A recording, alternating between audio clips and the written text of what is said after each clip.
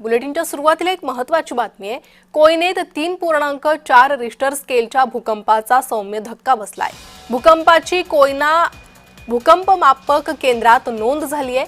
भूकंपाच्या या धक्क्यामुळे कोणतंही नुकसान झालं नसल्याचंही समोर आलेलं आहे।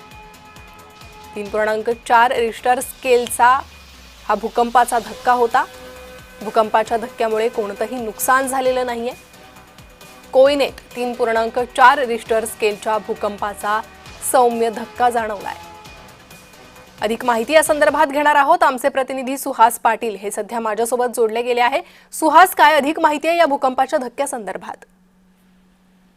प्रणिता, कोयना धरण परिसरात रात्रीच्या सुमारास 3.4 रिश्टर स्केलचा भूकंपाचा सौम्य धक्का जाणवला। भूकंपाची कोयना भूकंप केंद्रात नोंद झाली असून भूकंपाचा केंद्रबिंदू कोयना धरणाच्या खोऱ्यात हेळगाव गावाच्या नैऋत्य 6 किलोमीटर अंतरावरती होता। भूकंपाची जमिनीतील खोली 5 किलोमीटर होती। मात्र या भूकंपामुळे कोणतीही जीवित किंवा वित्तहानी झाली नसल्याचे प्रशासनाकडून सांगण्यात आले आहे। प्रणिता, सुहास, कोणत्या वेळेला भूकंपाचा धक्का जाणवलाय?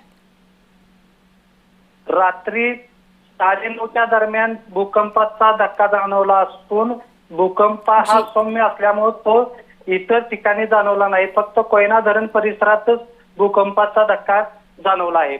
सुहास, धन्यवाद या सविस्तर माहितीसाठी।